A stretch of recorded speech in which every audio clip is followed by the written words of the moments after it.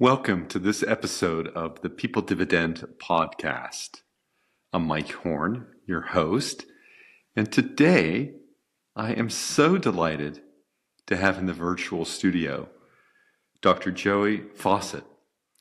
And we're going to talk to Dr. Joey today on so many different topics related to culture and leadership and what it means to be a great executive. We'll consider topics on relationships, on perceptions, and so many more things. And the reason why I'm so excited about having Dr. Joey, in addition to being great storytellers, he transforms companies from a negative Kevin culture, I love that, to a positive work culture that increases productivity and profits. He is the culture architect of the Work Positive Framework, certified executive coach, and best-selling author of Work Positive in a Negative World, Team Edition.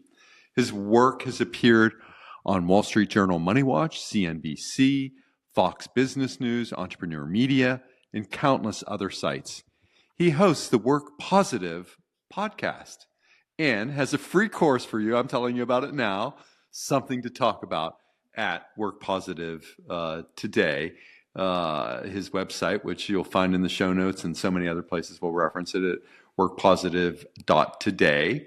And Dr. Joey, I again just want to say how glad I am to have you in the studio, but why don't you introduce yourself to our audience? Yeah, well, if you want to call me Dr. Joey, that's fine, Mike, but you can call me Pops and you'll really get my attention then.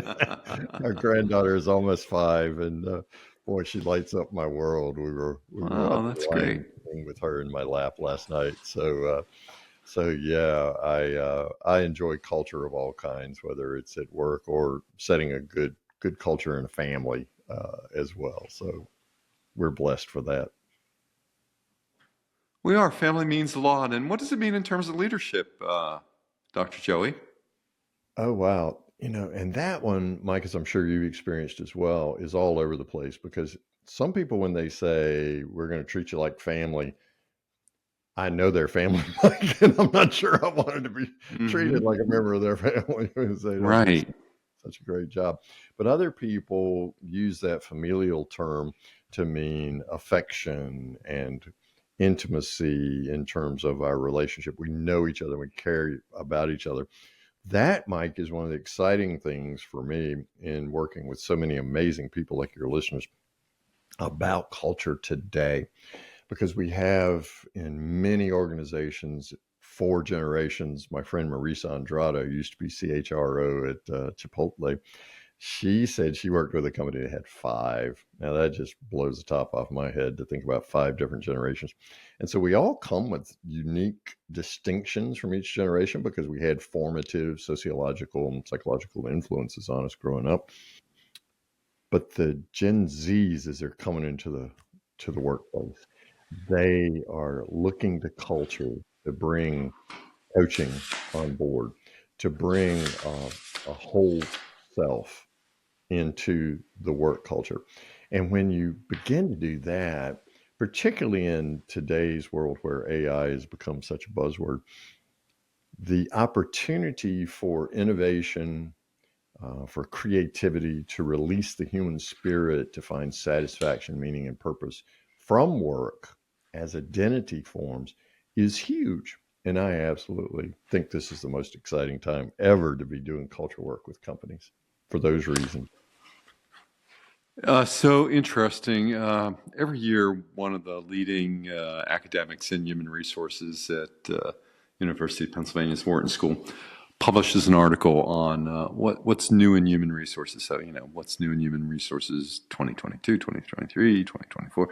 I recently read his predictions for 2025, and he said it's going to look more or less the same as it has over the last several years, as companies still come to grips with what it means to manage in a post-pandemic environment. Many leaders and organizations are still struggling with remote work versus on-campus work or on-building work. Engagement tends to not tens, is at an all-time low in the United States, Yeah, employee engagement. that's crazy.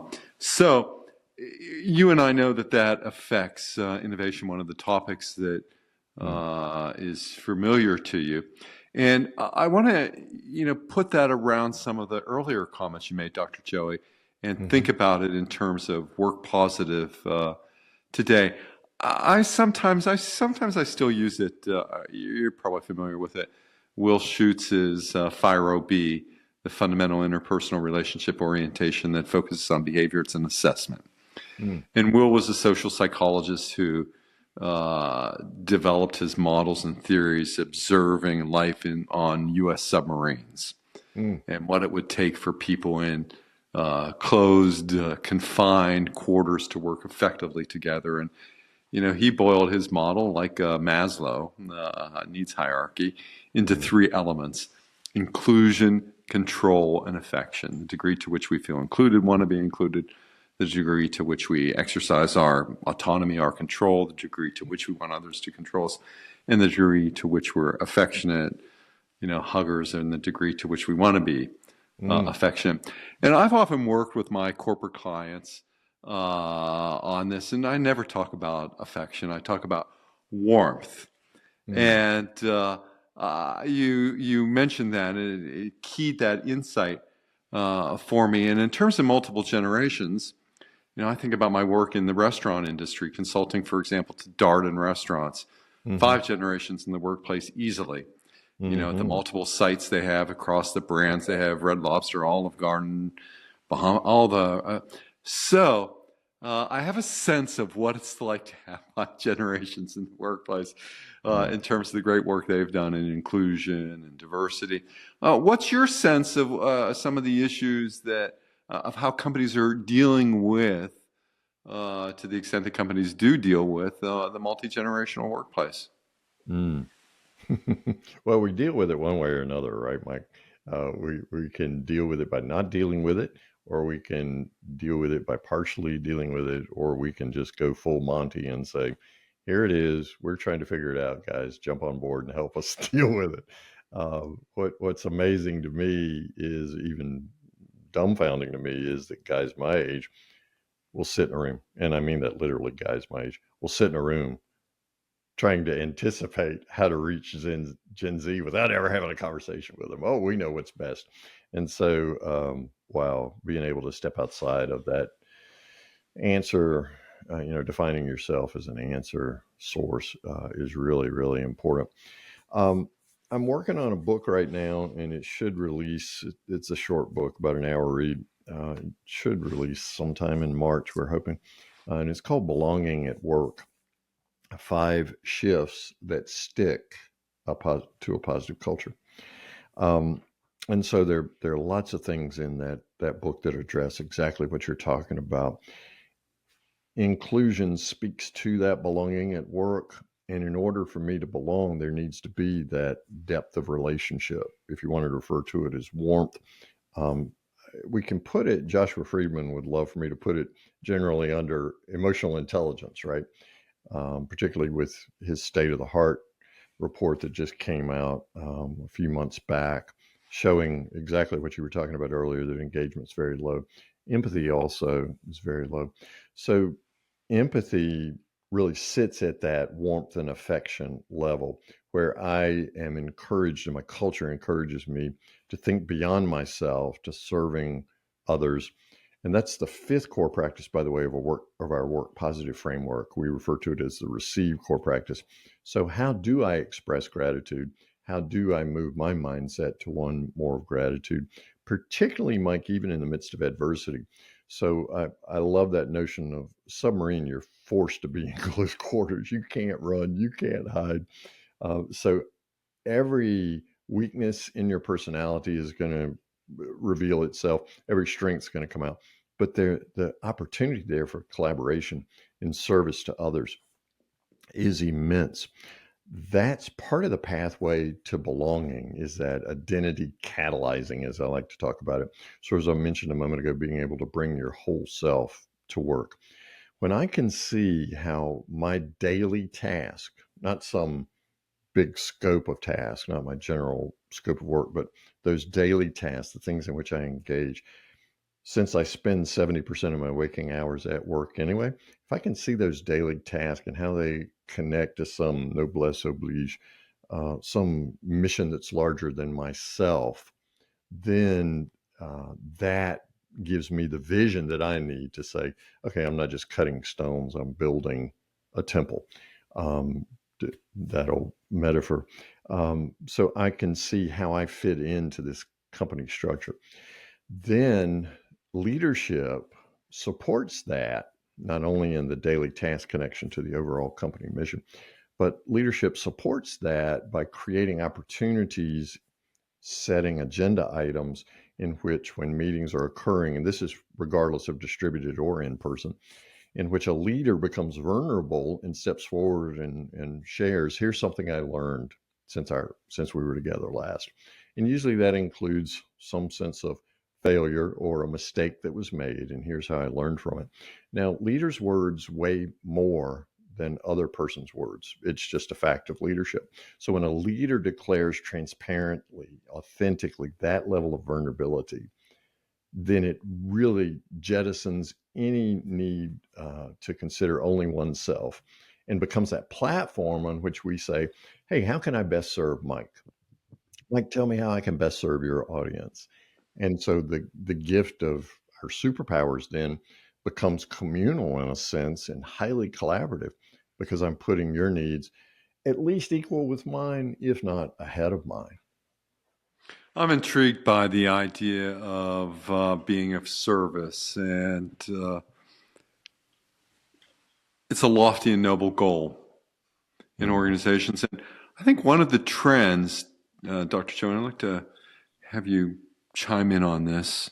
We all benefit. There's an erosion of middle management in organizations. This has started long ago. I mean, managers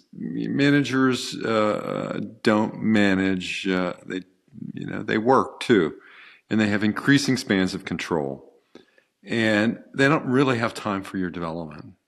Yeah. And your growth, because rather than managing a team of 6 or 7 or 8 or even 12, maybe they're managing 50 or 60. Absolutely. So given this sort of erosion of middle management, one of the questions that, I'd like your insight on and your perspective, because I'm often working with people in the C-suite who, are working at improving themselves, and as you said, bringing more of who they are to what they do, bringing more of themselves to their executive roles. The topic of my first book, Integrity by Design, Working and Living Authentically. How executives succeed, how successful executives, clients that I work with, continue to break through what Bob Keegan and Lisa Leahy would call their immunities to change. So as you think about these topics of being of service, one of the factors that's contributed to the low engagement rate is 4% unemployment in the United States. The loyalty equation is often broken. It is broken, and that's why I talk about dignity, kindness, and respect as sort of the values in the modern workplace. What's your take on all of this? Yeah, it has been going on for a while. The first Work Positive in a Negative World book that I wrote, Entrepreneur Magazine, published back in 2011. And it was written for that C-suite level, the entrepreneur, the owner, the C-suiter. And what I began to notice was, as I sought to lead culture architect movements and initiatives within companies, was you can work with the owners, the entrepreneur, the C-suite, but the change, the improvement, the culture enhancement would dam up right there at middle management. And there was a lack of relevance. There was a lack of connection, even relationally, at that very level. And yet, Mike, here we have the persons who are going to lead the charge, if you will, take it right to the front line, however that rolls out in your particular industry. So that's why I think it was 2020, the Work Positive and Negative World Team Edition book came out, targeted right at managers that you're talking about. So if there's a gift that the C-suite can give those mid-level managers, it's the latitude, the freedom, the release to spend time in development and to understand that one of their goals must be to use coaching, right? Because Gen Z expects a coach. These are interview questions now, Mike. From Gen Z. Who's going to be my coach? How are you going to provide my coach? What kind of coaching am I going to get? So moving away from that model of, hey, Mike was really good at building widgets for us, so he's going to be a great manager, while never training Mike to be a manager. I had Scott Greenberg on the Work Positive podcast, and the startling statistic that he gave was that most managers go 10 years on the job before they ever get any training in how to be a manager. If it's truly about the people, Mike, we've got to create some at least conversational generosity around the fact that these managers need to know their people and talk with their people, discover what it is that's going on, even if it's just a 15-minute huddle. We need an opportunity to interact and to develop. And the companies that are leading the way in attracting top talent and have very high retention rates, their preferred employers, they're the ones who understand this reality that we're talking about. And they understand their managers need to manage, but they also understand their managers need to coach, and they help them understand the distinctions between the two, because their top talent attraction factor lies right there at that intersection. I think about it. Let's think about the Olympics, for example. There are a number of participants in that, whether it's the player, the coach, or the judge, all with different roles, similar to an organization. I think it's hard to shift those, hats from coaching and judging with a performance review. And yet, the demand for managers who have coaching talent, who can coach, has increased. Do you think we've done a very good job of equipping people with this for these kinds of roles? Why not, Dr. Joey? Yeah, no, we have not. Again, we've come out of this assembly line mentality where I'm going to be promoted to a manager because I build widgets faster than anybody else, or I've created some efficiencies in that process.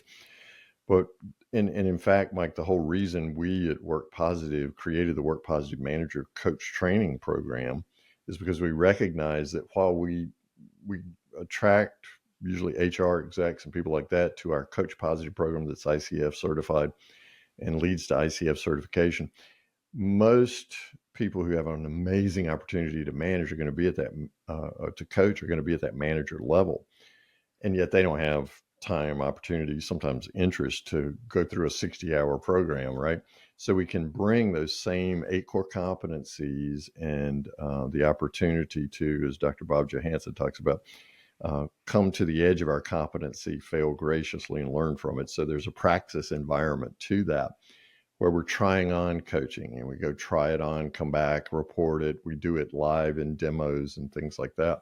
So no, we have yet to achieve, I think, maximum capability in terms of helping managers understand the coaching process and tapping the immense potential in every single employee in our company who has locked within them a superpower, not just knowledge, but abilities that when we release through coaching in a positive work culture framework, our innovation and creativity goes out the roof. And then our employees become our greatest competitive advantage.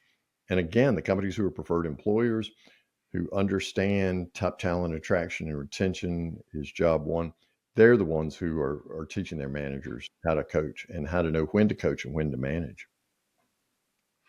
So interesting to consider this topic in today's environment. People leadership development, the spend in organizations has always been extremely low on people and leadership development. And from my colleagues who run substantial training companies, learning and development companies, the business has almost hit rock bottom in terms for many who have run successful,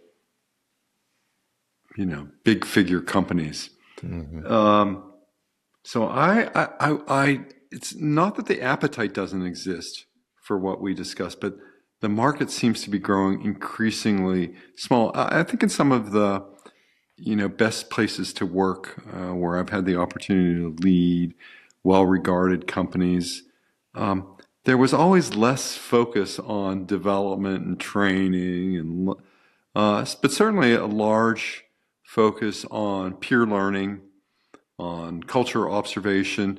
What do you make of all of this, Dr. Joey? Do you see the same thing that I'm seeing in terms of less investment? Yeah, it goes up and it comes down. And when it comes down, we eventually hit bottom, as you're indicating, which then forces an opposite but equal reaction. And that is, oh, what were we doing then when we were more successful that we're not doing now? We better go back and start doing this again.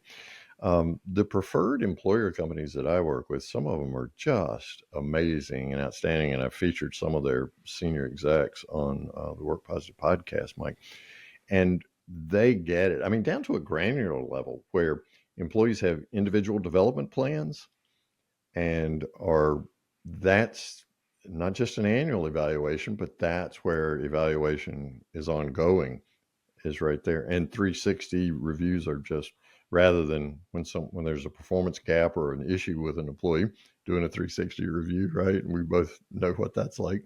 Um, it's continuous, it's ongoing, and there's that collegiality, that collaborative spirit that we were talking about earlier, where I'm grateful to work here, and I know my colleagues are giving their best to serve me as well as the company. So out of gratitude, I want to serve them, and it just takes on a life of its own.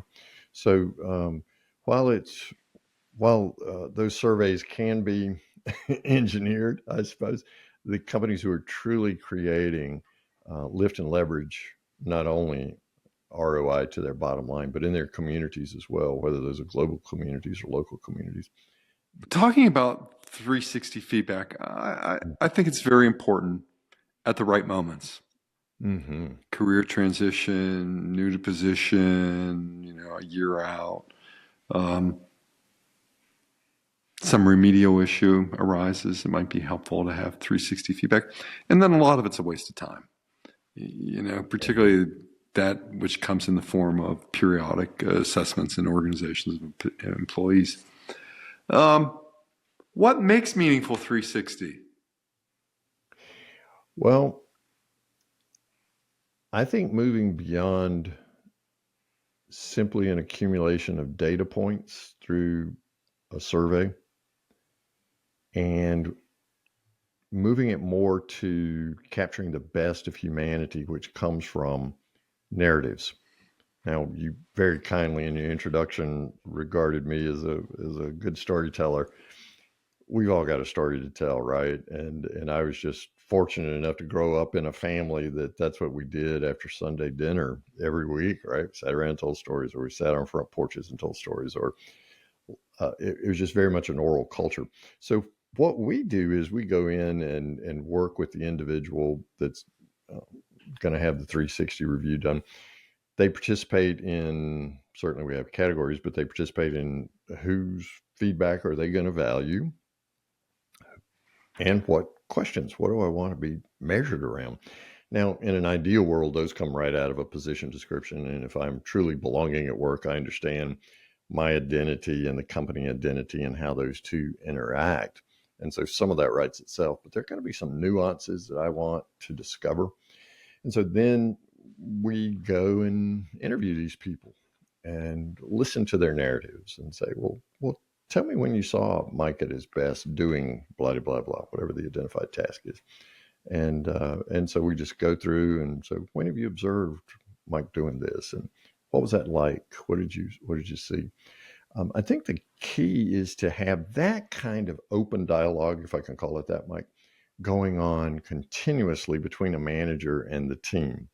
And when that kind of conversation is going on, from a how can I serve you best, or what do you need to do your work better, where are you excelling, where are you finding challenges? I mean, those are 360 feedback kind of questions, right? And you're getting that not just from that employee, but you're receiving that from the whole team. Then you as a manager are really learning how they hear you, how relevant your applications are, and if they're actively listening, and creates that collaborative empathy that is so necessary to become a competitive advantage. Well, so critically important. Uh, I think about it as the question of how can I help you? I learned this from Dr. Laura, a recent guest on the People Dividend podcast. In this powerful question in management and leadership ranks about how can I help you? It Mm, certainly is a world away from her work on toxicity and mm, what it means to be a toxic leader. And yet, when I grew up in one of the very big consulting firms, traveling around the world, we were always told to excise the word help from our language. mhm, It didn't mm. sound powerful enough. It didn't sound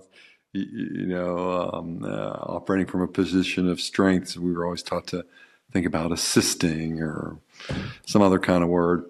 And I think is, for you, it's about this connection. It's about work positive, and Mm. it's certainly just a wonderful concept that resonates certainly from the individual to the team to the organizational level about work positive and how you bring that. And my work in dignity, kindness, and respect. I mean, really, what I believe are the um, hallmarks of effective executives, not only in showing dignity, kindness, and respect, but creating this um, equation where I feel that I'm treated with dignity, I feel that I'm treated with kindness, I feel that I'm treated respectfully.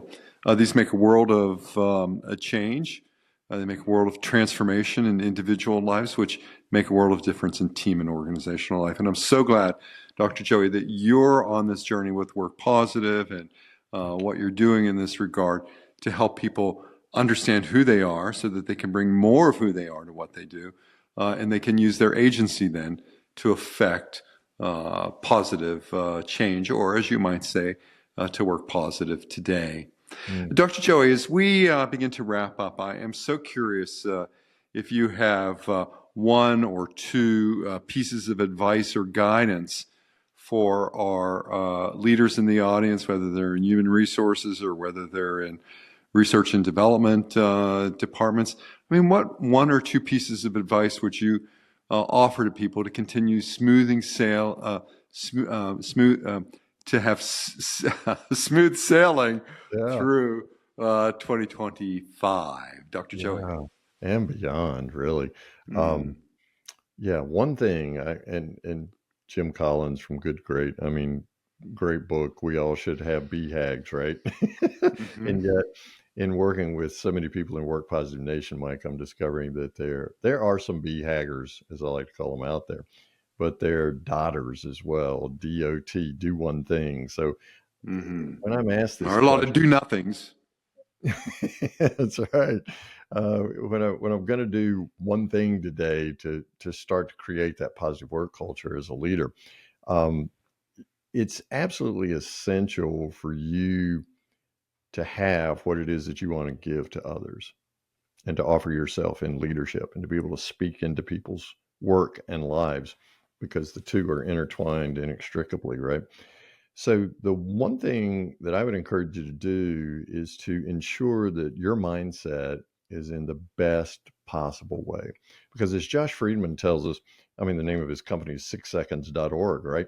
We've got 6 seconds to impact someone with an emotion. And our goal is to bring them joy because we know that joy is the jet fuel that really turbocharges performance. And we all want high performers on our teams, right? So it's absolutely imperative that in order for you to give joy, you've got to have joy. So you do that through daily habits. And these sound pedestrian, Mike, but they are so effective. Taking that time in the morning before the tyranny of the urgent starts to just have some time to settle yourself and to contemplate and to meditate and to fill your mind, whether it's music. I listen to music every morning, whether it's reading. I like to read in the mornings as well. But just having that time to ease into the day, think of it as a mental breakfast. And we know whether we eat it or not, breakfast is the most important meal of the day, right? Because it sets our metabolic set point for that day. So think of this as setting your mental set point for the day. Visualize through your calendar the best positive outcomes to whatever appointments that you have there.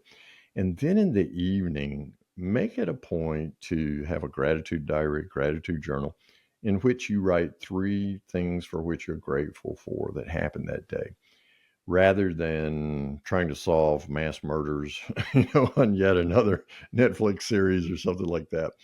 Feeding your subconscious those 3 positive experiences for the day is going to allow you to wake up more refreshed. I mean, and I'm not a medical doctor, I'm not recommending anyone do this, but we've had clients who drank far less and who got off of Ambien, frankly, who were able to wake up more refreshed every morning simply by writing down 3 positive experiences they had that day and seeding that into their subconscious, which continues to work overnight. Then that way they woke up feeling more refreshed than they did. So particularly if you wake up in the morning as tired as you went to sleep, just try that one thing. Just jot down 3 things or type 3 things into your notepad as you're preparing to go to sleep. 3 positive experiences you have from that day, and just watch what happens to your mental attitude. That mindset is then something you can export to your team. They will notice the difference. They'll wonder what's going on with you, and be prepared to tell them what your habits are so that they can have the same experience. Well, thank you so much, Dr. Joey Faucette. I understand now why your work transforms companies from these negative cultures to positive work cultures where there is an increase in productivity and profits in so many ways. To find out more about Dr. Joey and his work at workpositive.today, certainly on LinkedIn, Instagram, YouTube, Facebook, to stay in touch with the Work Positive movement. So, Dr. Joey, once again, thank you for being a guest on the People Dividend. Mike, the privilege has been all mine. Thank you so much for the opportunity. I'm honored. And until the next episode of the People Dividend podcast, stay well.